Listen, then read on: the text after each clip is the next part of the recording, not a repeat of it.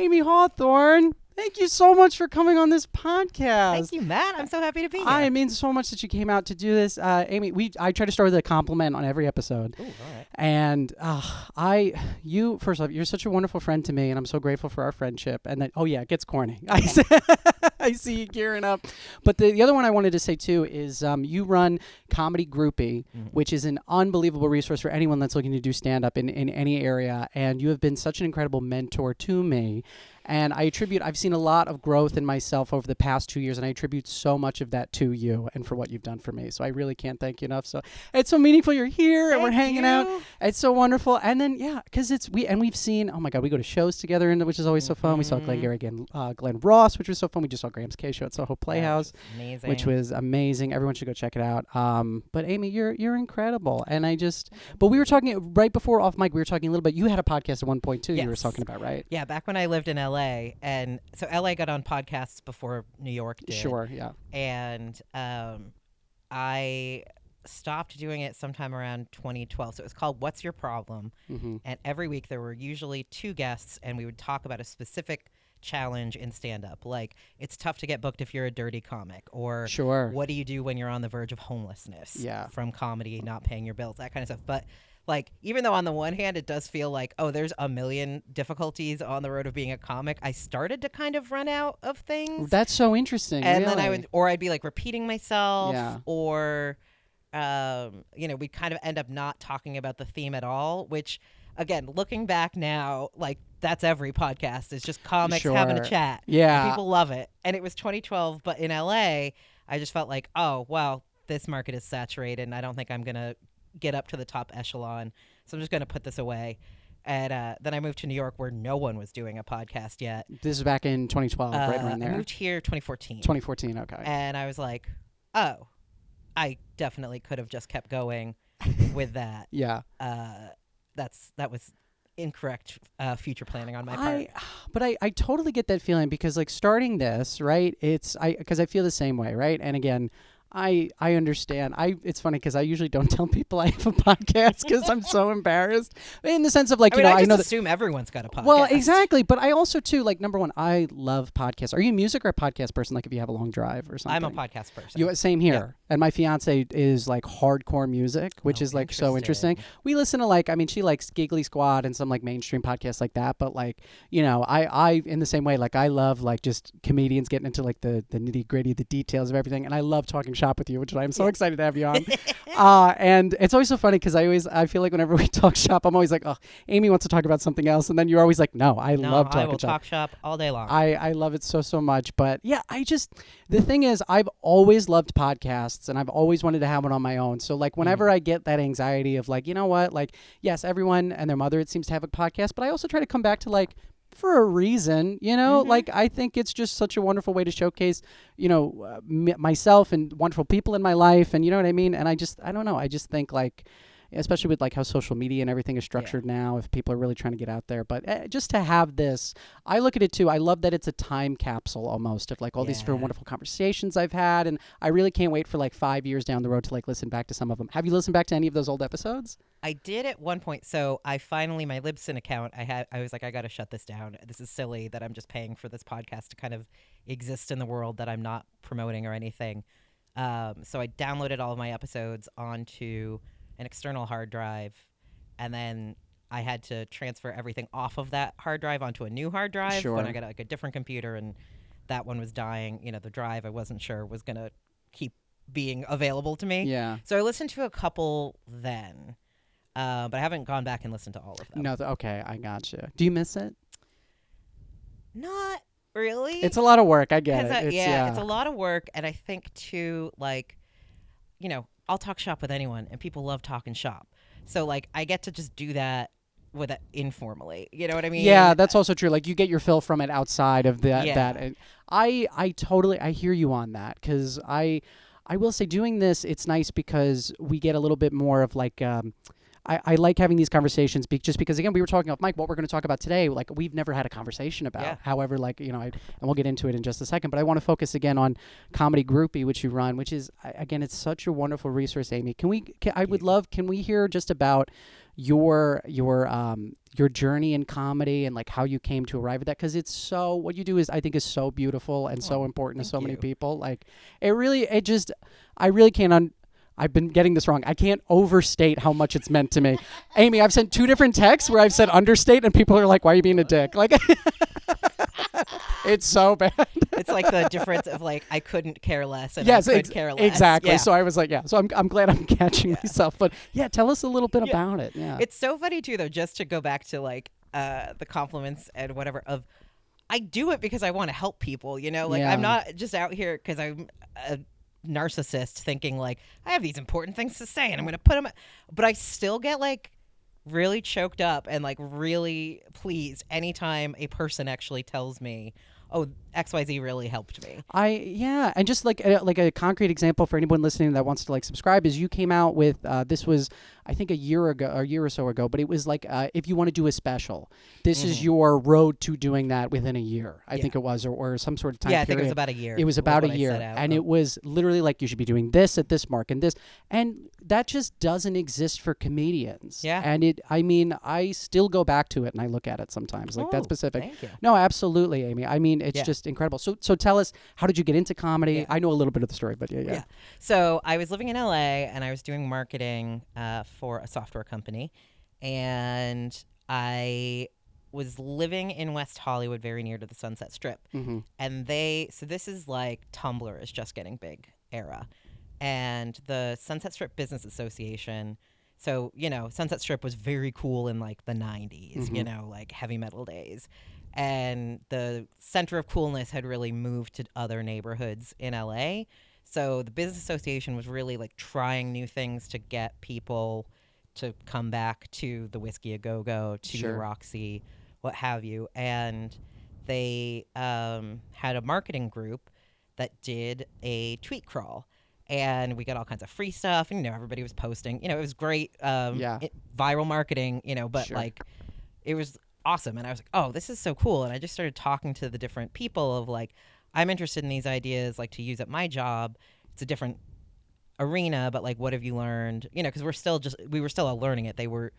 The Twitter was still like, you couldn't even put images on it. Yeah, like you had to use Flickr Imager or something like that. And Twitter used to be like my favorite social media. I miss it so much. Threads is, I don't know if you found this, but Threads I think is coming a little bit like what Twitter was like back, but early Twitter was. I go back and forth on Threads. Yeah. I'll like be on it for a little bit and then I'll just kind of forget about it. Yeah, same I'll be like, here. it's not quite scratching the itch. I know. But it's close. I would say it's the closest one. I've tried other things. I tried Blue Sky. Blue Sky didn't do it Mammoth for me. Or Mastodon. Mastodon, okay.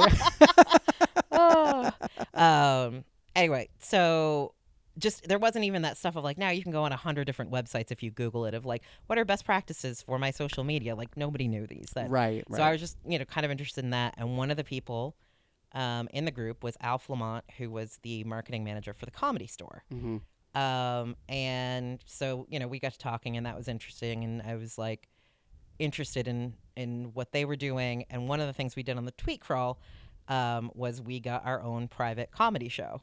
Oh, very cool. Yeah, I mean there were enough of us. It was like of course, it wasn't like there's 11 of us. It's for 2 people. But it was the light was still out, and I do think about that. So it was Nick Youssef and Justin Martindale, both of whom still do comedy, and you can find their stuff anywhere.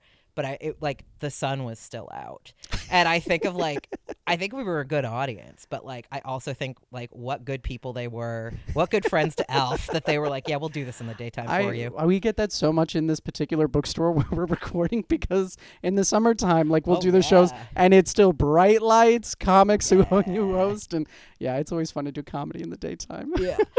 So then I just got to talking to both of them, and we became Twitter friends. And Justin especially was like, oh, you should just come back anytime you want. I'll make sure you get in for free. Oh, that's sweet. So I started being able to go to the Comedy Store for free. Which is awesome. Yeah. And I also should mention, I literally lived 2 blocks down the road from the Comedy Store. In LA? Yes. Okay. And now were you from LA originally? Where were you? No, I had moved out there because the company I worked for made, this is a whole weird long backstory, but made film post-production software. But originally they started out doing this machine vision stuff that was just, for like industrial things to like check that your microchip got built properly, and it wasn't. Okay. And this is again, so they were building that up in the 90s, 2000s. And this is, you can do all of this shit on your phone now. Right. But right. it was literally like 4 math PhDs who all knew each other from Brown University. So it was in Providence, Rhode Island, that had built this company that made it possible to do film restoration. And so I started working for them, and then we moved into other parts of post-production that were more close to the actual production, as opposed to, film restoration, you're an archive, you're the Criterion Collection, like that. So we opened up a facility in LA, and then it just made sense for me to move there. Was it, I guess, so was that like a big change for you to move out to LA? Had you always want to, How did you feel about like moving out there? I was pretty excited, actually. So coming a little bit around to the topic we're going to get to today, Mm-hmm. I had broken up with my fiance probably less than a year before I got the offer to move out there. Gotcha. So I was like, yeah, let's make a so change, was, baby. Oh, that's so interesting. So it was almost like a new phase entirely of your life you were starting. That exactly. makes sense. Yeah, and I was like, definitely, like, I love my friends so much. My friends always are, like your family that are not blood. And so that was tough because I had always lived on the East Coast. A number of people who I went to college with had moved to Boston after school, just like I had. So, like, I had friends who I'd been friends with for a long time. And then even the people I went to high school with had stayed mostly in New England, some of them pretty close to me. So, and I was very close to my family. So it was definitely, that was like, I was worried a little bit about that. Sure. Because that was the toughest part of moving here, was just being away from the group of friends that I already had. Yeah, your established life, and But yeah. I'd spent some time in LA because of this job prior to that, and I sort of was like, I know a lot of people hate LA. I think, though, I have experienced all of the things I'm going to hate about LA already. So I was excited to see if what I would find was, oh, I like this stuff. Yeah. So yeah, I was very like, I'm also just very I like novelty. I'm one of those people who like I like a change. I like a challenge. Yeah. And I also, there's a couple of different things I've done in my life where I'm like, if this doesn't work out in a year, I can move back. Absolutely. Yeah. Why not? I was now single. I have no kids. I was moving for this job, which was also I got like a promotion to move out there and do what I was doing then. I hadn't been doing the marketing beforehand, and I was really interested in learning that. Yeah. So it was like, just very all little made downside. Sense. Yeah, absolutely. We forget that so much, that you can just try. Yeah. You can just, and then if you don't like it, then you just step back. And yeah, I love that you had that mentality, especially like, and obviously we're gonna get to what led to that change and stuff. Oh, like sorry, that. we still haven't gotten. No, I know. No, it's my fault. Because I just love talking to you so much. Oh no, I'm so terrible because I will tangent on tangent on tangent. And as the host, I don't like to discourage that. I'm like, let's keep going, let's push it. But anyway, so I'm sorry. So you were introduced to the Comedy Store. You started you got access to whatever shows you wanted to go see, and these were the dark times at the store when the inmates were running the asylum, as they put it. Yeah. There would be just weeknights, horribly empty shows, and it was very like nobody from the industry cared about what was going on at the Comedy Store. Sure. But that gave a lot of freedom. So there was like a lot of interesting stuff going on at the Comedy Store. Like Don Barris, he would do this thing at the end of the night. It had various names, but at the time he was calling it the Barris Kennedy Overdrive. That was a fake band, and they would lip sync to medleys he had like patched together on his computer or on his, I don't know what he did before the digital. Maybe he made tapes, but it had a whole lore to it, and it would. And it was the final act of the show in the original room every night, except for like there were like 2 nights it wasn't. But like, it was a combination, depending on how the audience was, of like a gift to them, because it was very interactive as well. Sure. Audience members would be brought up on stage. They would do like crowd work to get information that they would put into, how this story was going or how this song was going. Or it would be so crazy that everyone would pay their bills and go home. So everybody could like go home. And there was just a lot of other interesting stuff. There were just interesting people, Bertie Stevens, going on at the time. I really just so I fell in love with comedy sitting in the back of the room. And you were like taken by these shows, right? Like just absolutely just in love with it. I love that it wasn't just traditional stand up too. I just went to Chris Gethard's That Show. He did it at White Eagle Hall. Yeah. And some of the acts were just incredible. There was, I'm not even going to do it justice by describing it, but it was this group, these improvisers, Ethan and Gigi, who did a Hamilton style 9/11. It was Amy brought the house down, oh my god, they did it naked too. Oh, great. Okay. Just cause, and I not? think they just sold out Soho Playhouse with that show. So but I remember I was like, you forget too. I think now, like, you can do anything. You can do so much on stage. Yeah. And, it just. So I in the same way, like I can empathize with like getting taken by what's going on. Like, well, and the other thing too that led to it being like so much more interesting and experimental at the time is recording was strictly forbidden. Oh, okay. You could record your own set. I mean, this is also too like what the camera on my phone was shit. Right. Like I had a separate little Sony camera just to take pictures. I could take video, but maybe like 5 minutes. You know what I mean? Like it was not. Sure. You weren't going to get anything high quality and have it like leak out like Hannibal Buress talking about Cosby or Michael Richards yelling about racist stuff. Right. It was very and it was a different time, man. It was, and I like. So you're doing these shows, and now are you involved in the marketing now at the Comedy Store no, at this not time? Yet. No, okay. So I am later, but then I started. I started writing for a website called America's Comedy that was based out of San Francisco, but had people in New York and LA and I think Chicago that wrote about things. Basically, like most of what I would do would be interview someone whose album was coming out. So we could have a nice interview with them that goes up and you should listen to their album or their special. And then I just started my own website because I looked around and the only other thing that was kind of going on locally was the Comedy Bureau. But they were pretty focused on open mic information for comedians. Gotcha. And I had this like lunatic idea, as it turns out, that I was going to make kind of like an IMDb, but for comedy, so that if you, as a non-comedian who's just visiting town, wanted to pick a comedy show to go to, here in New York and in LA, it's showcase shows. And there might be a famous person on it, might not be. 3 of the people who are not famous that like your mom knows might be better than the famous person. Right. Or even just like my friends would come to town and I'd be like, well, I don't know if we should go to the store or to the Improv or to the Laugh Factory. And before I was like really deep into comedy, and I would be like, well, I mean, here's the thing. So this person's like pretty dark. This person's very upbeat. You know what I mean? It was like trying to be like, which of these shows are you going to enjoy more?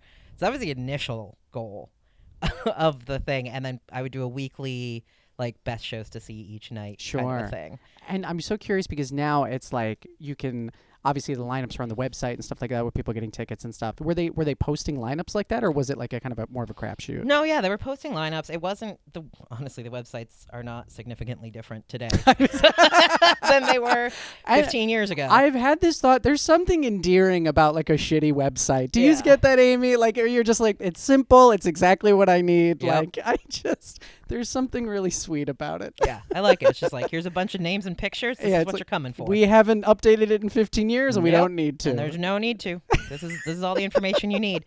But even that, it was the same thing. I would just be like, my friend doesn't know who Eddie Pepitone is. Right. And I can't I can read the bio from the website or like, and again, this is like YouTube is very early. I don't even remember if Google owned them yet. Like you couldn't find clips. Sure. I think Comedy Central had maybe just started putting stuff up, but it was only on their website and their shitty Flash player.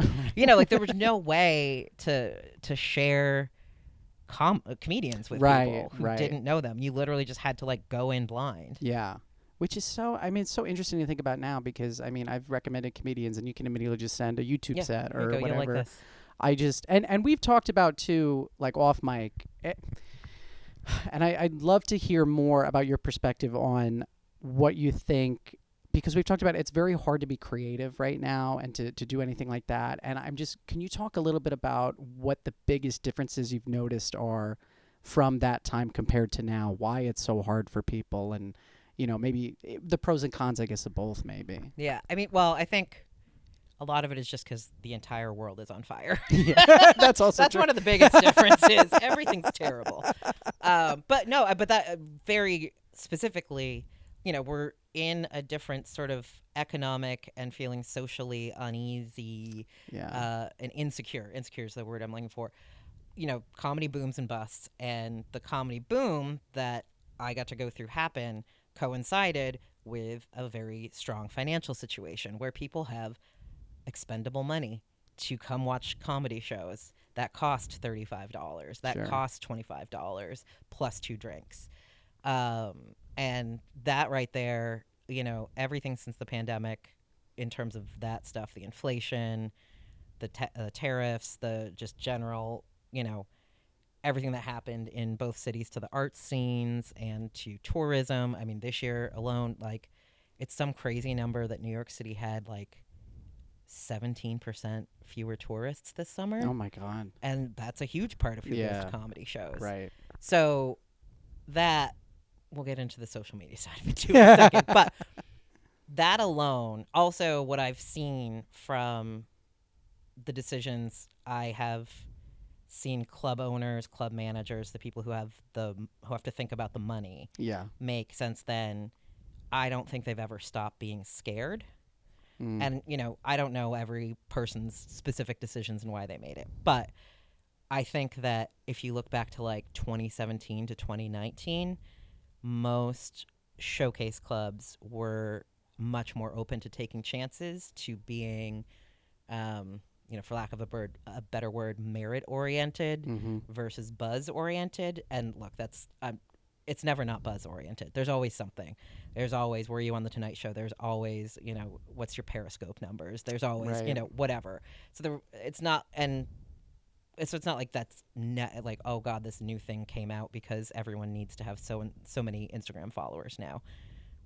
But, in terms of things like, well, do you program a headline show with someone will sell out your room, or do you take a chance on a showcase show giving that person and 4 younger people more of a chance, but you don't know if all the tickets are going to sell. Yeah. Or that person can't be advertised because they have a non-compete because they have a major show where they're headlining.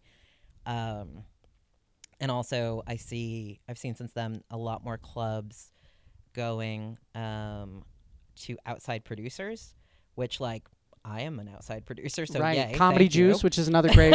We'll plug that at the end too. It's a wonderful. So, yay, thank you. I like having places to do my show, but when you start doing that, you dismantle your own development system, right? Which then makes it so that you can only wait until your only choice is to wait for people to be fully formed to start putting them on your weekend shows, because those are the ones that you're still running in-house, and you need them all to sell out because that's how your business model works. You can have a slow Tuesday, but you can't have a slow Saturday, kind of a thing. So it really is kind of like a vicious cycle of people just feeling, and to some extent very justifiably so, that a lot of the things that made comedy great 6 years ago just are not sustainable right now. And it makes sense, and and I get it from both perspectives, right? Because from the club's perspective, right, it's they can't shut down the business, right? They need to sell tickets, obviously. You got to pay the rent. The rent is huge. Is ridiculous right now. And then the other issue is too, there have never been more comedians than there are right now. Yeah. So it's like but something has come out of that, which we have talked about as well. And again, everybody's path is different and everybody's journey is different, but where the feeling used to be, and because listening to comedians coming up on podcasts and stuff like that, where the path used to be, get past at XYZ Club and do you do feature spots, checks, everything like that, is no longer the set path to do, because there's this whole independent scene in New York City, in Hoboken, that we're trying to get going here at the bookstore. There's so many more opportunities in that sense to outside of the traditional club route. Yeah, and frankly, the value proposition that the club offers to you as a comedian is no longer as valuable. We should also point out that like half a dozen venues went under after the Yeah. pandemic. Yes. Absolutely. So yeah. that's the other reason it's not sustainable. Like you used to be able to be like, oh yeah, not that it's easy, but like if I've gotten this good and I have a couple recommendations, I can definitely get spots every week at these 3 clubs. Sure. And that'll add up to something that, maybe I still have a day job, but I only work part-time. Right. Or maybe I walk dogs for my day job. I don't have to go to an office. And now, like, it's just do or die at a couple of places. Well, and to that point too, Amy, it's like, I love what you said, and this is like, this will stick with me, where it's like they fully formed is what like is wanted. So it's. But that's the thing is if you're fully formed, what do you need that club that's going to make people buy drinks for? Yeah. If I can sell 100 tickets to a show in New York City, why wouldn't I do it in the back room of my favorite bar, or in a theater, a black box theater, or a bookstore? Amy, that's and that's my thinking, right? Because again, and this is someone too, right? I've been doing comedy for about 5 years, and just looking around at different things. I can't get a 15-minute spot anywhere in New York City, even if I was past somewhere at my level. Mm-hmm. I just did a 47-minute show at this bookstore, but just doing it myself through social media and stuff like that. So I know that it's a different scene now than what we had talked about, right? Like previous to 6 years ago. But I do try to focus on the positive that, it's so much is in your control now that wasn't before. Yeah. But again, it comes with that you need to be fully formed. And again, you have to do so much more work, which, it's a lot. It's funny too, because I always used to say that of like, oh, it sucks. Not it sucks. I mean, it's great being a comedian and people, dig rocks for a living or whatever. But like, it's a really hard job because you're the whole company. Exactly. And you're the product, Yes. which is like a whole other level of mental fuckery that happens. But like, you have to be your own CEO. You have to be your own accountant. You have to be your own marketing manager. And that marketing part has become so much more on you. Like, so much more your responsibility. And it's tough. I mean, like, I work in marketing as my day job, and things change constantly. So, like, whatever is best practice or common wisdom right now on Instagram is not going to be true in 6 months. Right. And it's not going to be true on TikTok, and it's not going to be true on YouTube Shorts, and it's not going to be true on Facebook. So you constantly have to adapt. Yes. And there's like there's a lot of tools that can help you with that, certainly, but you really have to put so much time into it. Right. And it's a shame because now, and again, just expressing like my own anxiety with it, right, is like I am trying to, again, reach this fully formed thing. And first off, the hardest part is that with comedy, it takes 10 years to even get good, right? So it's like you're trying to get good while also trying to build a social media presence, while also trying to build a podcast, which I love doing. Again, I love this, and I don't do it for something else. I do it for the sake of doing it. But it's at the same time, I do feel guilty that I'm like, oh my God, this is taking away from me working on my act, from me getting it to where, so that's also a level of anxiety I feel where it's, but again, would I trade it for less control? To be honest, I don't know. Yeah, it's really tough to say too, because it's just different gatekeepers, right? Like, one is a faceless algorithm, exactly. Which sounds like I'm saying immediately that's horrible, but it's also, what's the difference between that and a single person? Like I always tell people, because I'll have people argue back with me if I don't pass them, or if I, whatever my evaluation of them might be, they don't agree with, and I'm like, this is a dictatorship right here. Like, I appreciate that you're upset and you don't agree with my opinion, but that's what it is. It's a subjective opinion, and I hope you go on and prove me wrong that what you're doing is what someone else. And sometimes too, that's the thing.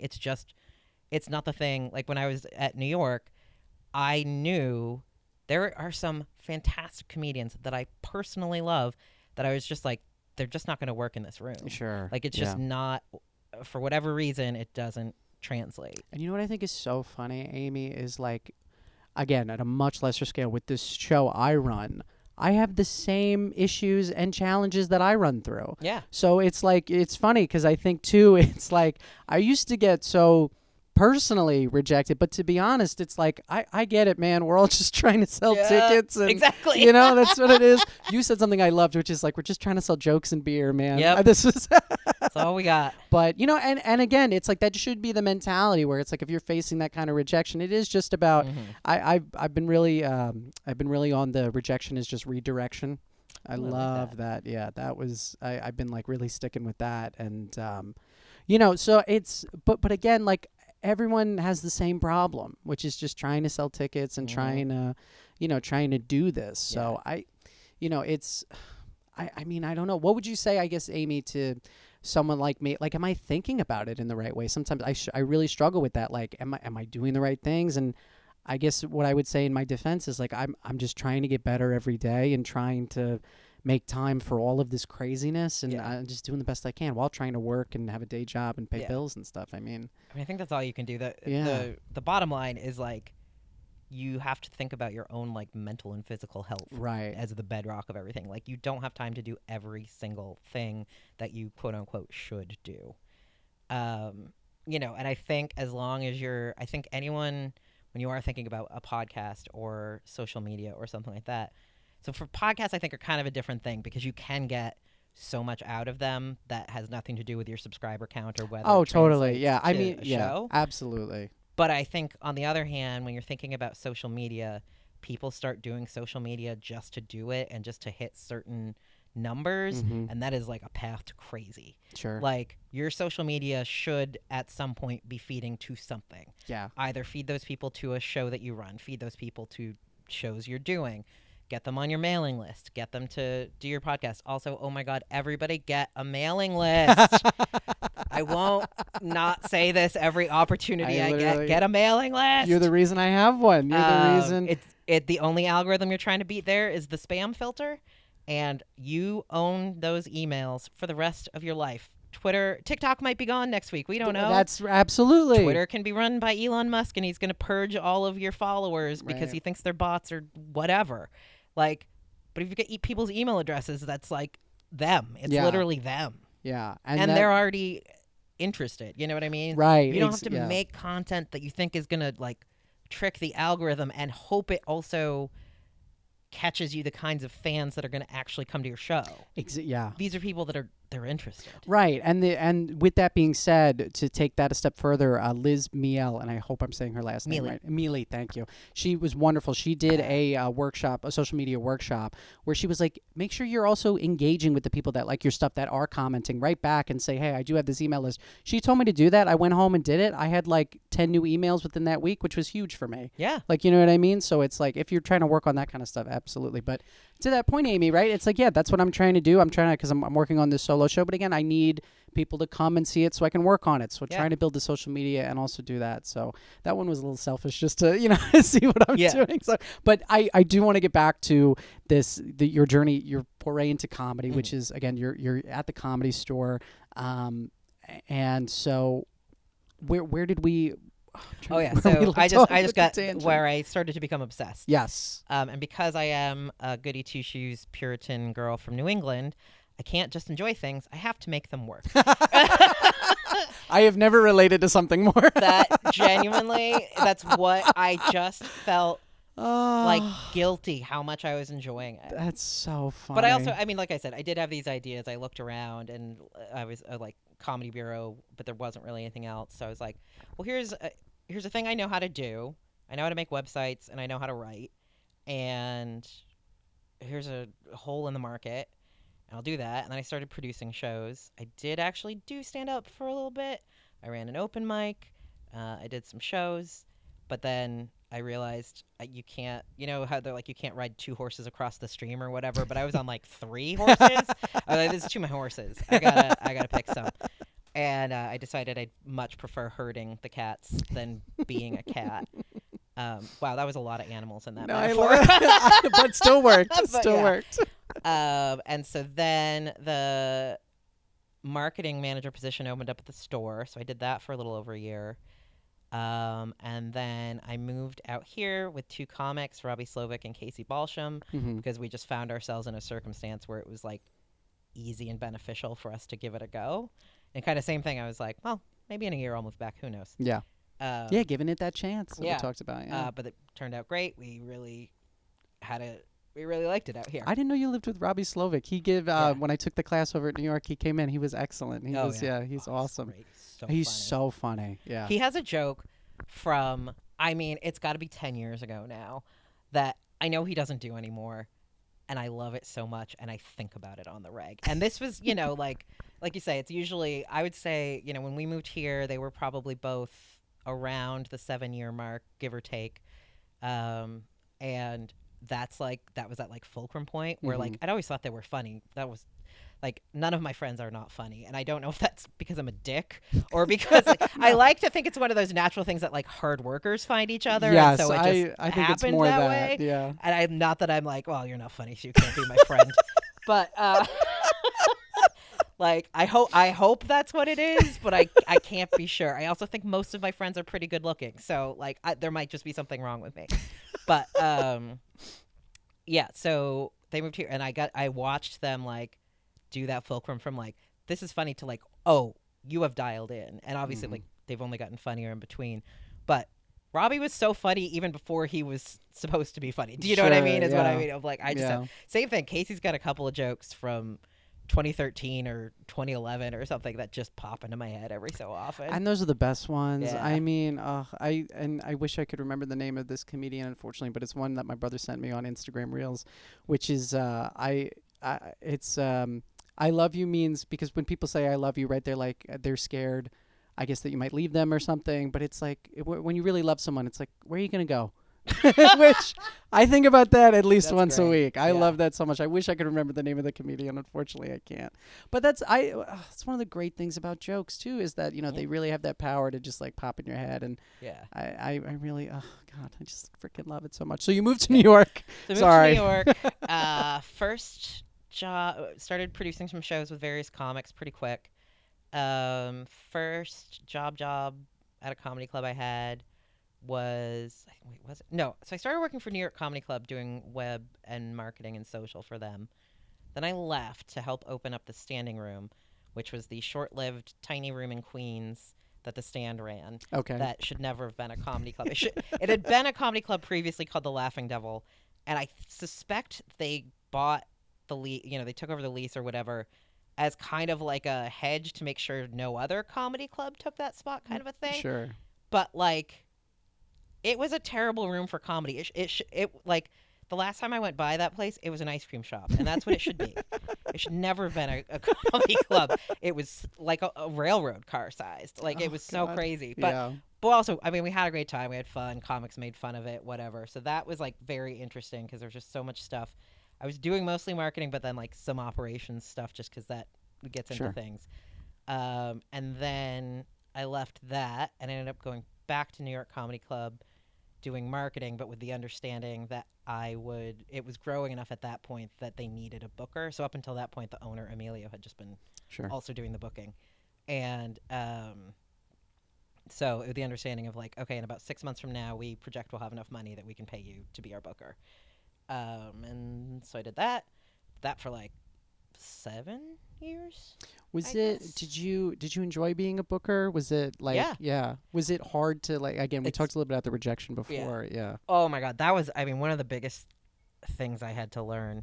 I mean, that honestly, actually, you know what I could have said was the first year of being a booker was a tough part of my life. Oh, really? That could have been the low point. That could have been our whole topic.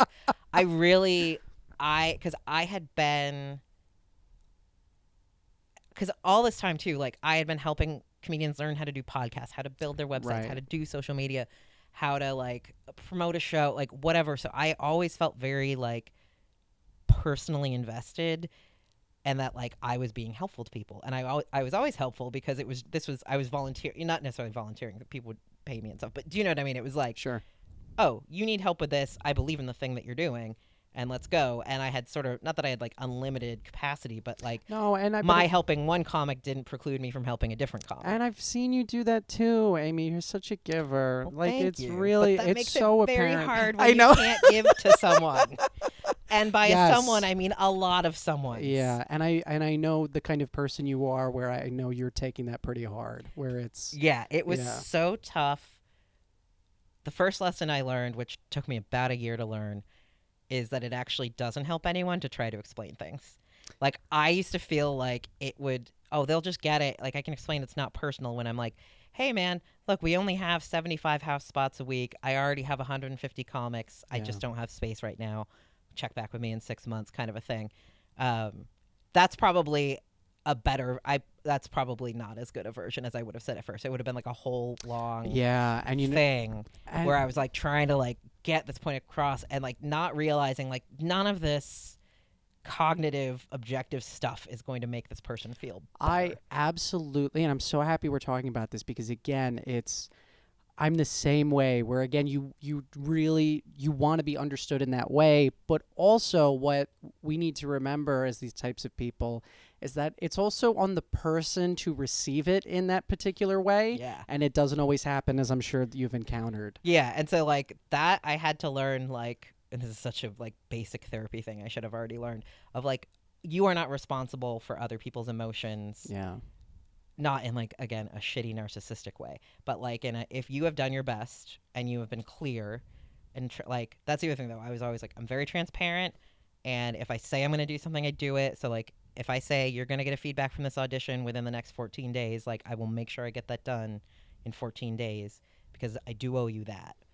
But now that I have done what I said I was going to do, which is give you an opportunity, give you feedback, tell you what happens next, that's all I can do. Right. What you do with that is on you from here on out. Yeah. So that first year was then pretty tough in that regard to. Yeah.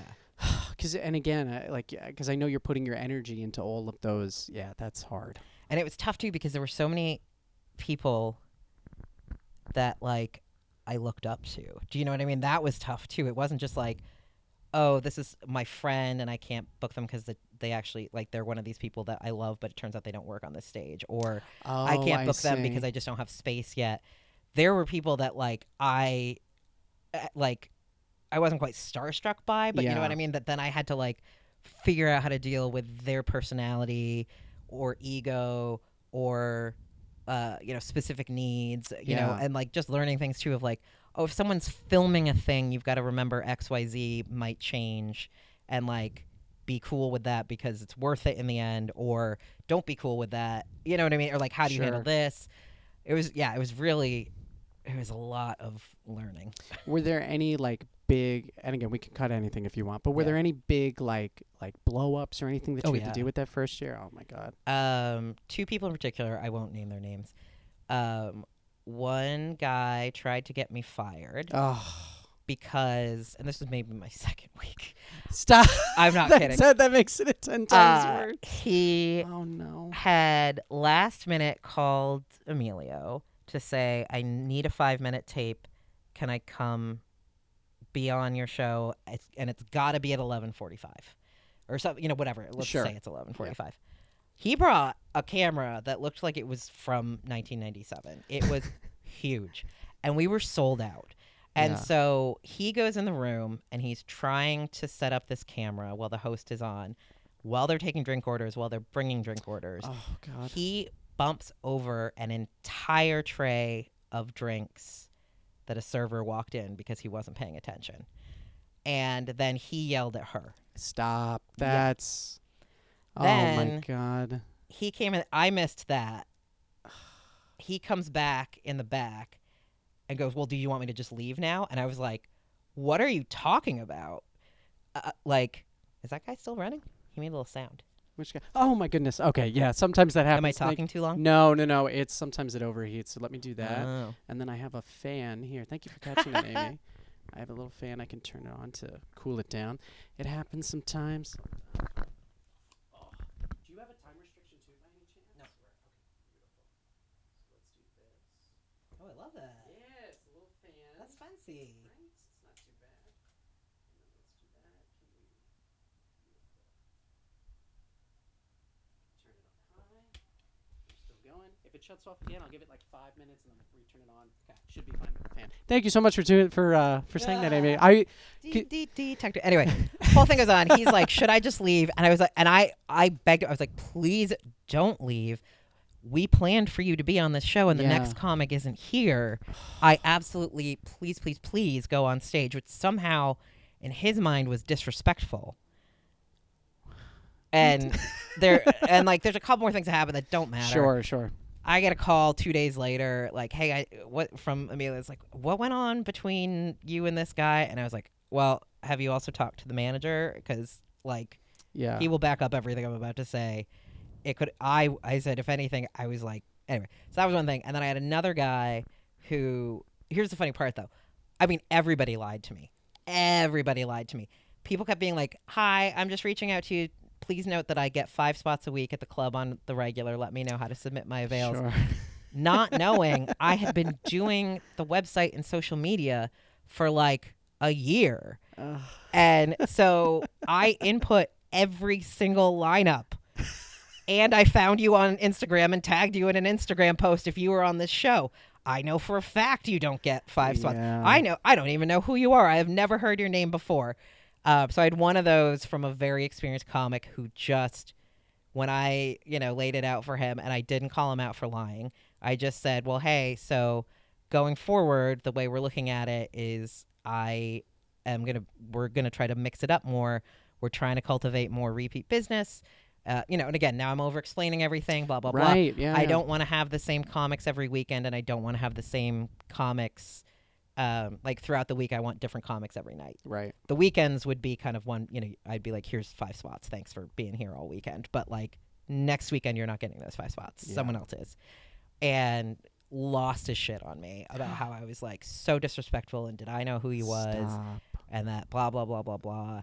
And like, I don't remember if he actually made a big deal about it with the owner, or if I just like told the story and, it was kind of like not a thing. It didn't matter in the end, but like, it was definitely just like, what the hell, dude? Like you started off just lying to me. Yeah, and I don't know. Because obviously I can understand being upset, not getting the answer you want. That is Absolutely. frustrating. But like, to what end are you going to blow up at somebody like that? Especially like, I don't know, just I always try to remember again to coming back to like, we're all trying to do it in the best way we can. Yeah. Like that's always my question now when I get lunatic things of like, what's your end game? Yeah. You know what I mean? Like, what do you think you're accomplishing with this? Right. No, that's what it is. Or maybe, I don't know, maybe it's like an emotional catharsis that's for the them thing. or something. It's like clearly someone who, yeah. this isn't an end game with a rational outcome. Yes. I Yeah. have thought this through. It is a straight up emotional. Right. I feel disrespected. I feel hurt. And then you and have I'm going to yeah. make you feel bad because you made me feel bad. Yeah, well, again. And to be honest, like, who the hell wants to work with that anyway? Like, you know what I mean? Nobody wants to work with that energy. Amy, I want to get to our low point today. Yes. Which you are so generous for coming on and talking about, which is you had a broken an engagement that was broken off. Yes. Yes. So can you take us through? This is now. We talked about your time in LA in comedy. This is before all of that, right? So this is back in. We're back on the East Coast before. Yeah. Exactly. Yeah. So I am a goody two shoes rule follower.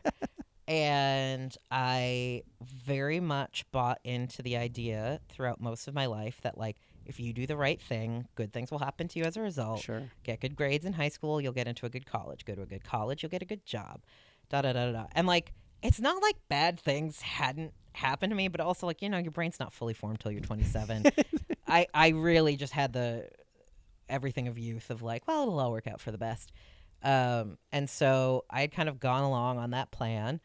And, part of that, too, of, like, what you're supposed to do in life is, like, you find someone that you really like and you settle down. And so I met this guy through work, and then I moved abroad, but we kept in touch. And then Where'd you move to? What I moved to country? Budapest, Hungary. Oh, I did know this. Yeah. Yes, I did. Okay. How long did you live there for? I lived there for a little over a year. Okay. But I had also gone to school there is how I ended up. Gotcha. Yes. So that was my junior year abroad. And he came to visit me, and we were having like a really good time. And I actually remember many moments where I made sure that, like, either I had a cigarette in my mouth or I was drinking coffee because I felt like a kiss could have happened. Oh. And I was like, this can't be, we can't be doing this. We don't live in the same country. Oh, so you were doing that to prevent it? Yeah. Oh, yeah, wow. Yeah. Okay. So he was just coming to visit. Yeah. And then he was supposed to leave and go to Scotland. He had taken like a 2-week vacation. Okay. And then like just the most romantic thing in the world were I should find like one of those Budapest postcards to show you like what I mean. But we're at the spot, the castle, the parliament, it's all lit up. They light up the river and all of the bridges at night there. Yeah. And we're below these lion statues on this one, like the most beautiful bridge. And he's just like, tell me not to go to Scotland and I will stay here with you for the rest of my vacation. That's so romantic. And so we started seeing each other long distance. And Wait, I'm sorry. Did you tell him not to go? Yeah. Oh, yeah. Oh, okay. Well, no, actually, do you know what I said? Because this is me, and I cannot stop myself from doing this. I said, I cannot make that decision for you, but I would love it if you stay. I absolutely ruined the romantic moment. Because Amy, I just that's was the like, most you answer. I cannot I've take heard in ownership that for this. situation. I know. It's so... Sometimes I'm a robot person. I cannot help myself. But I also I just was like, I cannot take responsibility for your decision. I totally get that. Even though, like, I got it. It's not like I didn't understand the subtext and the context and all of it and like whatever. But yeah, that's exactly. I'm an insane person. I love that so much. And so I did end up moving back to the States, and when we're sorting all that out, he was living in Providence, Rhode Island. We had both been consultants when we met. Okay. And so at this point, though, he's no longer on the project in Rhode Island that we had both been working on. He is on a project just outside of D.C. Actually, he was working on internet voting. Like, they actually tried to do that. So this is like 2003 or 4. It was originally just for service members was the first trial of it. And then eventually it just all got scrapped because people lost their minds and nobody wants anyone to actually be able to vote. But anyway, for a different episode. Yeah, that's a whole other thing. But yeah, anyway, so he was down there 4 to 5 days a week. And I was sitting in Providence, Rhode Island, which I thought I liked because I had been a consultant down there, but I had not lived there. Okay. So I had commuted from Boston when I was consulting down there. Okay, wow. They're close enough to, it's like 45 minutes on a train. Right. No big deal. Turns out Providence, Rhode Island is a very insular city. It's the kind of city people do not move to and people do not move away from. Right. So every activity I tried to get involved with, every sort of, volunteer thing, what have you, even like I started off just doing temp jobs and stuff. Everyone I would meet had gone to high school together or had ridden horses together or whatever. So they didn't need a new adult friend. Right. So I was like desperately lonely. In there also, I had gotten pregnant and we decided not to continue that pregnancy. Mm-hmm. So that was also just like kind of emotional Another added turmoil. layer, yeah. Right. And then like for him to not be around. And there were some times where like I was in between jobs because like I said, I was just temping at first, getting myself resettled. Like I'd go spend 2 weeks down in Virginia with him. But a lot of the time I was just kind of like sad and alone. And then we did eventually then this is the other thing too. People started making fun of us because we got engaged, and then we couldn't agree with his family on like the parameters of the wedding. Like we wanted a very small wedding. Sure. And we had even found a location that we loved in Providence, and his family is big, and really wanted every cousin ever, to be there, even if they'd never met me, even whatever. Like that's what weddings are for. And so that kind of like, that was like a thing. And even though very much he was like, I'll stand up for this is what we want. And, you don't have to be a bad guy or whatever in any of this. It did just at some point. And I think this is when I probably got my permanent job. I just was like, you know what? Let's just put this on the back burner for like a year. Sure. And then we'll sort it out in a year. Maybe we'll have come around on things. Maybe I'll have had time to meet more of your family. Gotcha, okay. Like I'll have gone to a Hanukkah and some birthdays and graduations and whatever.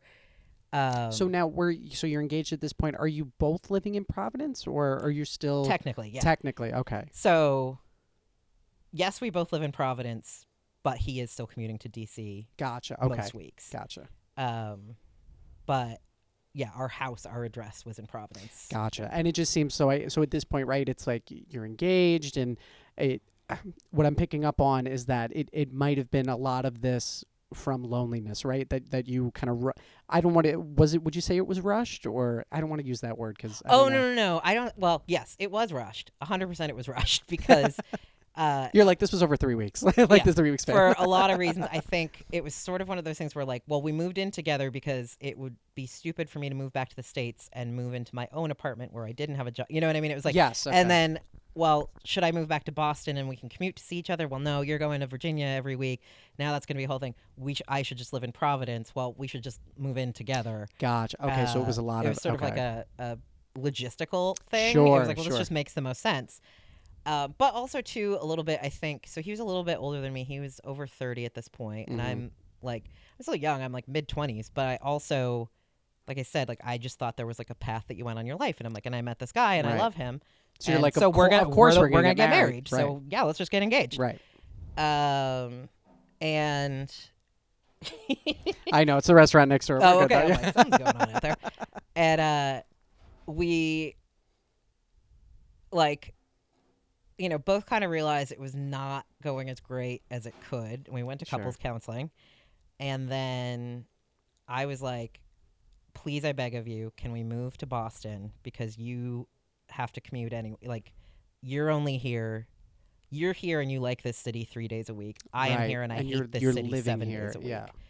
And I was able to keep my job and commute down from Boston, so that all kind of worked out. And that was pretty good. We had like a pretty good like first year. And then, I don't know, we just kind of started growing apart. I think partly because I had other friends to be around. You know what I mean? Yeah, like, so I wasn't just like, even though like my friends would come down, like I said, Providence is not far from Boston. So my friends would come down for the weekend or for, whatever. But it was just, we just were spending more time. And he found some stuff. It was actually good. There were like things he was interested in where they had like more presence in Boston than they'd had because Providence is tiny. Right. So like he had more cool things to do, and he liked Boston fine enough. And then he got offered a job with Microsoft in Seattle. Oh. And we sat down and started talking about it, and they were going to pay for both of us to go out and have like, whatever number of days, I don't remember if it was a week or whatever, while he was doing interviews, or I guess maybe he already had the job. I don't really remember, but like check out the city, see where you want to live, blah, blah. He's like, come with me so that you can, you can get your bearings of stuff like that. And I just like overwhelming was like, I cannot move to another new city with you. Yeah. Like I'm not, I don't know if it's, I can't let go of things in the past and things have changed and I should look at that or what, but like I cannot move to another new city with you. Was it that you had already gone through the experience of moving from Providence to Boston and you were like, it was such a bad experience that you didn't want to go through that again? Or well, no, it was the moving to Providence. The moving to Boston was an improvement. Oh, I see. Yeah. But like, I didn't know Providence that well. I thought I did, but I didn't really know Providence. And so, I had moved there because it was convenient for him, right? Because that's where he already lived. And so then this was going to be moving for his job. And pardon me, I was going to have to get a new job. Was it a lot of you? Did you feel like you were making a lot of concessions on your end to make this work? Yeah, I guess so. I mean, there were definitely times when I felt like that. Yeah. But I don't even know if it was like I don't even think it was that when we got to this, like, do or die, we've got to make a decision kind of a thing. Sure. It was just more like, hey, okay, we really like each other. We really want this to work. We thought it was going to work.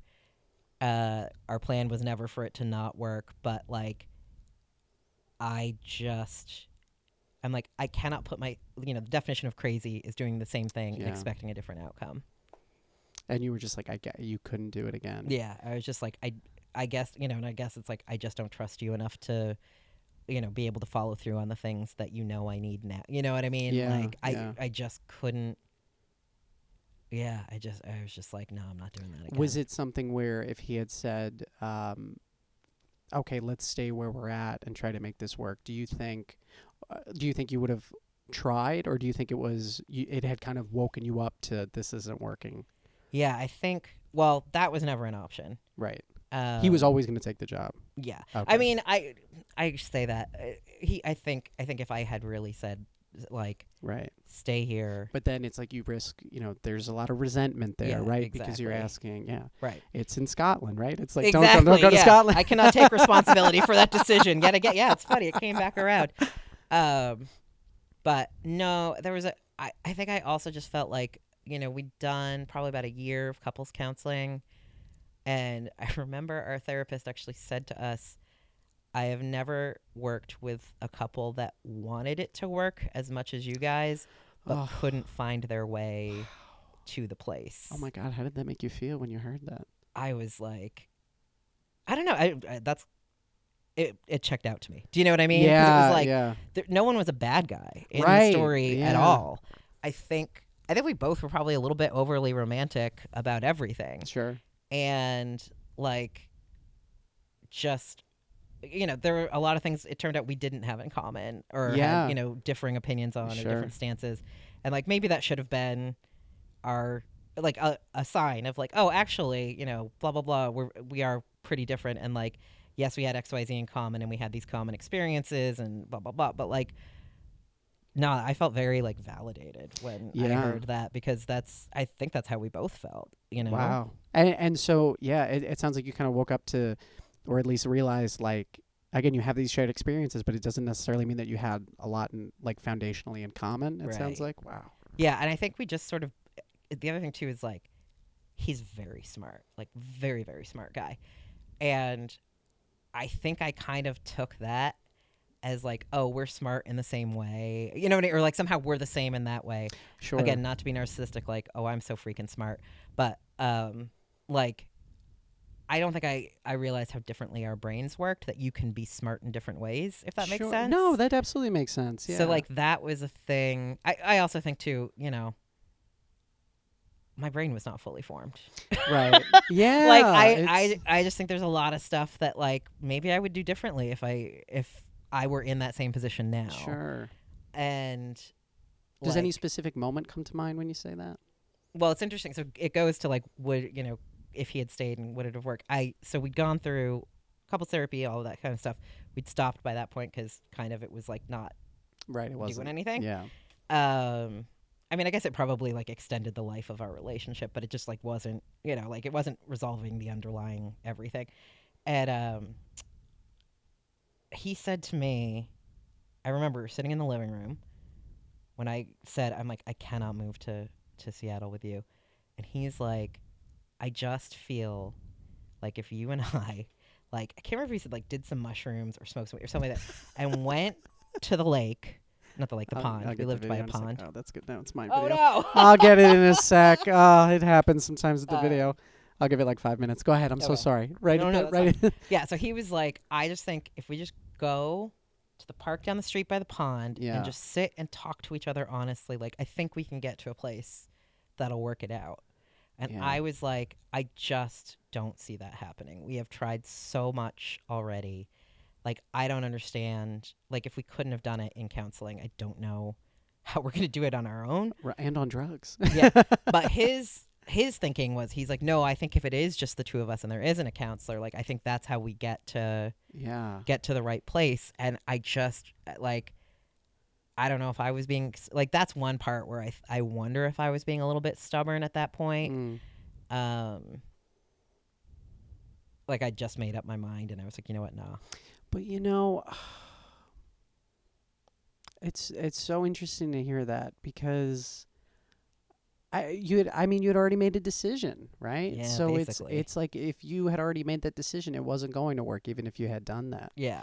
I mean, I also, even looking back now, with hindsight and adulthoodness, like, it wouldn't, it was just right. not It was going to- which- like, that's a beautiful thought. And I love that he had that thought. yeah, And like, that means a lot to me, that even in that moment when I had literally just been like, no, yeah. like, he was like, let's try to make this work. Well, and it's But- also, It wouldn't have. Like, Yeah. there was no way it was going to. it's like if I'm watching this movie, right? I'm heartbroken because you both seem like such good-hearted people that again want to make it work, Yeah. like this couple therapist had said.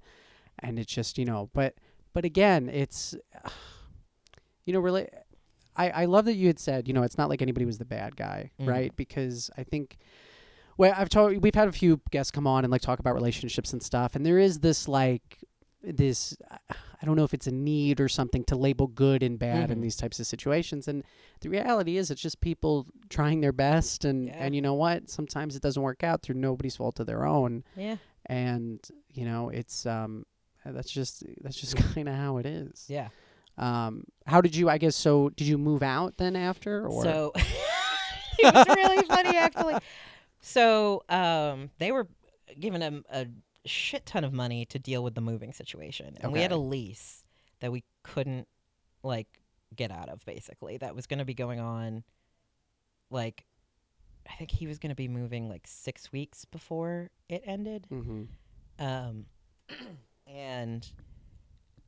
it might be longer than that if I think about it. Again, he's not the bad guy here. So I didn't move out. Yeah, I started looking for an apartment. But in Boston, too, like, because it's such a college town, you can kind of only find a new apartment in June or September. It's really, really tough to find one in between. Right, yeah. So we just kept living together. And then... After you had broken up? Yep. Wow. We still slept in the same bed. Wow. But, like... But it was just like not a problem. Yeah, it was just... Because we were so... you know what I mean? Like, we'd been living together in this apartment. So we've probably been living in this place for 2 years at least at that point. Yeah. And, like... Was there animosity or? No, weirdly, it was not. I remember, too, my boss thinking it was, like, the strangest thing he'd ever heard. And it is. It's kind of weird. But, like, it just sort of was like, well, I'm not going to ask you to stop sleeping in the bed. And you're not going to ask me to stop sleeping in the bed. Go sleep on a couch or something while I find an apartment. And he was, like, really helpful while I was looking for an apartment. Yeah. Whenever I needed anything, he would like help me with that, or like, hey, can you check over this lease and make sure I'm not being screwed? And then, anyway, so it all worked out where I got an apartment that would start, like, I had like 2 weeks overlapping maybe, or I had some time overlapping with this apartment so I could move over to it. And basically because of the stipend for the moving stuff, he just kept paying his part of the rent. Sure. After he moved. It was just, he didn't want to screw you over or do anything like that. Wow. Was there any like remnant feelings or left over? Like while you guys are in the same house together? No, weirdly not at all at that time. It wasn't until later. Yeah. Like Yeah, like we kept in touch. We talked all of the time. Sure. Because that's the other thing. We kind of just like become almost like an old married couple, you know what I mean? Or like just friends. Sure. And we had just kind of gotten to there. Yeah, it was like it was just normal. I know, I feel so weird. I'm like standing up trying to, let me just get the camera back rolling. But yeah, it just seems like you guys were pretty much just like okay with where the relationship was at. And I have to say, I haven't heard many breakups where it just seems to be this clean. And I mean this in a good way. Clean. Yeah. That's the thing. So about a year later, I was going to somewhere in Canada for work, and I had a stopover in Seattle, and he was like, well, I need to tell you, I'm dating this woman named Lauren, and she, like, her stuff is here. I want you to know that before you get here. You know, she knows you're coming. He had a guest room, so we weren't sleeping in the same bed then. All that kind of stuff. And something about that he had this new girlfriend, like, you know what I mean? It's that final moment of like, oh, this is really over. Yeah. And that was tough for me. Were you like angry? Were you sad? I was so mad. And there's something specific about that kind of rage. Yeah. Where it's like an ex moves on with someone else or does something that it's just so human, and most everybody knows that feeling. Oh my God. And so you were going to stay in the house with them? Yeah. Wow. Well, no, she had decided, or they had decided, that she wasn't going to be around for the weekend. Gotcha. So she didn't. Oh, they weren't living together. Did she live with him at that point? I can't remember. But like, you know, she was his girlfriend in the way that her stuff was there, so that she could get ready for work when she stayed over. I don't think they were living together, but like. But they were involved, and they were that serious that like her stuff was there. Yeah. And I got really, really angry, and then I cried a bunch and told him he was ruining my life, and then told him I thought we should get back together. So that was like a real roller coaster. Of course, yeah. That's And like, because I went through a breakup where it was on and off about a year and a half after we like broke up, and it's very hard to keep talking and keep these people. And now I'm a fan of like a clean break. Yeah. I'm a big, I know this is, I guess, controversial, but I like blocking people and just nothing social media or anything. But so you had this, what was it, over the phone you guys were talking? No, we were in person. You were in person. Seattle you were for the in weekend. Seattle. Gotcha. So you go there, Yeah. you have this big emotional thing. Yeah. How did he react to? He was very well. Oh, sorry, no. First, I told him over the phone. I cried and told him he ruined my life over the phone when he told me, "Hey, Lauren, da da da da da da." Yeah. And then the in person was by the time I had gotten around to maybe we should get back together. I wouldn't be this upset if we shouldn't get back together. I love that so much because of just on the flight over, you're like, actually, I think this is a good idea. You know what I've decided is the solution to this situation. No, but he was just like a very polite, generous grown up about it. Yeah. And was like, we both know that that's not the right answer. Sure. Yada yada yada. And I think maybe it was good because we like talked through a few other things that maybe like I think we sort of maybe we were a little too reasonable during the actual breakup. Do you know what I mean? Yeah, where it's maybe we actually needed to say a few things. Yeah. Oh my, that's so it gave true. us that opportunity. That's a really good point because you think, surface level, it's like, wow, really been sure. No, it's like you need to get those feelings out sometimes, like in a healthy way, obviously. Right. But it sounds like, oh my God, no, I kind of like that you had this second to, no, wait a minute, let's talk about some of that stuff. And then we were friends again. I mean, like, no, I can't remember how long. So I was up in Canada for like 2 weeks after that. Mm-hmm.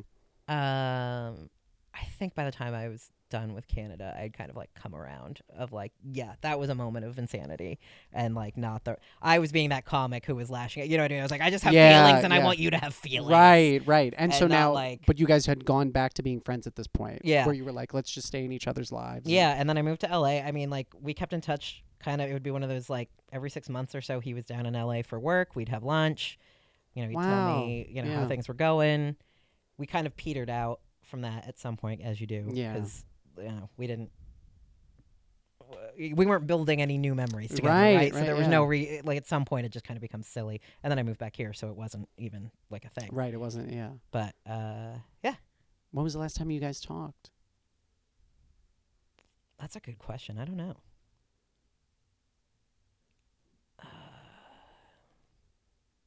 Might be 10 years ago. Wow. Probably more. I guess what? No, maybe not. I think he emailed me a really nice thing after I moved here, and of just like how proud he was of like that I had taken this thing I was passionate about and da da da da. That's sweet. Yeah. That's. I can't play. He did do that. That for sure happened, but I can't place. And then he ended. He was like, "We should get back together." No, I mean, it's just kind of taking it in, right? Mm-hmm. It seems like I'm glad you had the opportunity to get the feelings out, because now kind of hearing the whole story, I definitely see how during the initial breakup and still living together, it's like you don't feel maybe the need to, or that it's a good idea to get all your feelings out there, right? Do you think you were doing that consciously, not getting it all out there, or maybe subconsciously? No, I think I just wasn't inclined to, because I didn't like. We were going through so much. It was logistics again. Right. It's always like those we were so logistics. going through like, okay, and on this date we're gonna do this and blah blah blah blah blah, and like we split up the stuff. We were so amicable in how we split stuff up. I don't think there was anything we fought over. Yeah. Like we just, because again, turns out we were fairly different people. So like what I wanted was the comfy old couch that was in my office that I took naps on, that probably should have been thrown away. He wanted the fancy man chairs that we bought for the living room that look nice and lean back and you can put your whiskey in a little whiskey hole, the whole thing. I didn't care about those chairs. Right. It's like, what do you want? So like because everything was so amicable, and also because like we'd sorted out the money stuff so easily, so I wasn't stressed about like, oh my God, how am I going to pay the rent for 2 months while you don't live here? before I can get my new apartment that I can afford. And like, yeah, I just wasn't inclined. And like I said, we'd gone to couples therapy for a year. Yeah. Like there wasn't anything that like needed to be said, like Right. there wasn't like, and another thing, well, Yeah. and nobody cheated on anyone, and like people are always screaming outside in Yeah. Hoboken. No, and it's like, I don't know. It's this one feels like it just sort of run its course. Yeah. And I mean, what was the biggest thing? And we're going to get into advice in just a second. But what was your biggest feeling like coming out of this? Were you excited to start this new journey and be like, I'm moving to LA now. I'm going to start this next chapter in my life? Yeah, once I got to the moving to LA, I was very excited about that. Yeah. But there was probably a little less than a year between the breakup and the moving to LA. And I did not enjoy that time at all. Yeah. Were you I imagine, very lonely at this time? Well, I wasn't that lonely because I had all my friends. I had moved to Boston where all you of had my the good friends friends there. were. So I had a fantastic social life. That's good. I'm speaking from and a personal good experience support. where I've been there. Yeah. I had a strong support group. Like, it was great. So lonely was not the problem. But this is the thing, and it gets to the lesson learned. I felt like a failure. Oh, wow. That's really interesting. What upset me the most, beyond just like, this was sad and we both really loved each other and we couldn't stay together, was also like, well, why the fuck not? Like, what is wrong? Yeah. Like I did everything right. Mm-hmm. I don't know. Like, I failed at the thing I was supposed to do next in my life. Yeah. Yeah, and you're like, we went to couples counseling. We did all the right stuff. Mm-hmm. We were amicable with We each met through other. work. Our friends thought we made a good couple. Mm-hmm. Like. Yeah, and and coming back to the goody two shoes that you described yourself as, Mm-hmm. right? You're like, what is it all for then, right? It's like, why am I doing that? Wow. Yeah. Yeah. It really like kind of shattered that narrative in my head. Yeah. So then it makes you start questioning everything else too. You're like, Mhm. well then, yeah, like you said, what is this all for? Like, Yeah. well, is there anything I'm doing right, or is it Yeah. all wrong? Yeah. Wow. How were you working that out at the time? Was it just I got the best therapist I'd ever had in my life. nice? Okay, good, good. I love this guy, and you still see him? no, because he's in okay. Boston. Oh, he's in Boston, right? I actually was thinking about it the other day. I was like, I wonder, because he was definitely like, I think he was in his late 40s, and this was 15, 20 years ago. I was like, I wonder if he even still practices. But anyway, he was great. I loved this guy. I had been to 2 therapists before that at various times, and just like, besides the couples counselor, like, and I don't know, it had never quite clicked. Like the first one I went to, I don't think I even stayed with for 2 months. I just was like, this is not a good fit. Sure. This guy was amazing. He introduced me to cognitive behavioral therapy and mindfulness behavioral therapy. Mm-hmm. And I think it also did not hurt that I was just about 28, 29 at the time. So again, executive function. Sure. Yeah, good point. So I was able to take on the way he was basically teaching me to reframe stuff of like, whatever narrative you have where this is a failure doesn't have to be the narrative. Right. You have constructed a narrative. Yeah. That's not facts. Mm-hmm. And, the whole thing, like, I don't know if you've done mindfulness or cognitive behavioral therapy, but the whole thing of like, a thought and an emotion is real, but it's also just a thing that's like floating down the river, and you can let it go. Yeah. I've done a lot of CBT. Yeah. Biggest thing for me that always sticks out is that lesson of look at the evidence and the facts, Mm-hmm.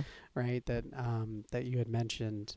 So like now what I try and do as part of that practice is I keep just a notes of like, if I'm getting down about like comedy, for example, just we were talking about before, no, that's not true. I do X, Y, Z. This person told me that I've done this for them and like that.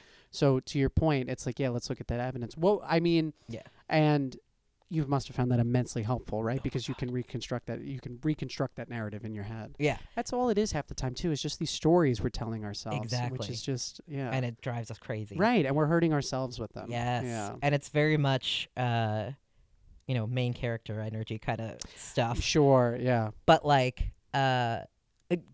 it links back to comedy though, like, because in the same way of like, everything is crazy right now and it's different. It's not as good as it was in 2017. Is my big trademark line lately. Sure. But if you aren't getting that audition you want or whatever, it's not about you. Right. Like, yeah. you need to put it into a wider context. Yeah. So that you can understand and also make better decisions about how to go forward. The best decision is not to scream and yell, tell your boyfriend he ruined your life, tell this booker they're ruining your life. Take your emotions and let them out to someone because that's what you feel like you've got to do right now because that's the feeling that you have. It's like, okay, let me put this in a bigger context. I did pretty well. They said, check back in a year. You're just not ready yet. Or they said, hey, you need to work on this thing. Right. I don't agree with that. Maybe I'll ask my friend. Just all these different things. Yeah. Like, it made, but anyway, going back to like my actual personal life, like it made just such a huge world of difference to me. I bet. And like, I think it really helped me on my comedy journey to not, like, if I had gotten into comedy when I was 23, I think I'd be dead by now. Like, I like to understand either from drugs or from, mental illness or something of just like, I would not have been able to cope with the way that there is no structure in this system. Oh my God. That there are no goalposts, that there is very little validation. I think about that all the time.